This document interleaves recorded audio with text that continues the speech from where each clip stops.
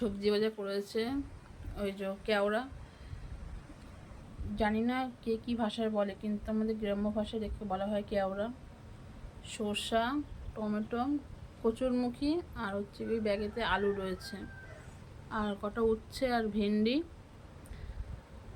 আর পেঁয়াজ, এগুলোই নিয়ে এসেছে। যেহেতু কালকে আমি যেতে পারিনি, তখন দাদাভাই এরকম বাজার করে নিয়ে এসেছে। বাজারটা কীরকম লাগলো প্লিজ একটুখানি কমেন্ট করে জানিও। তোমরা যদি কমেন্ট না করে জানাও তাহলে আমি কী করে বুঝবো যে আমার ভিডিও তোমাদের ভালো লাগছে কি লাগছে না। একটা গরিব মধ্যবিত্তর ঘরে সপ্তাহের বাজার, একটা মেরি বিস্কুট,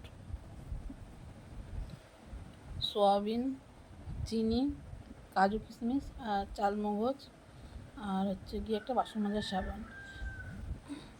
এমনি আমি সেদিনকে সব নিয়ে এসেছিলাম, তো দাদাভাই তাহলে বাজারে গেছিলো, তাই এগুলো আমার দরকার ছিল, তাই নিয়ে এসে দিয়েছে।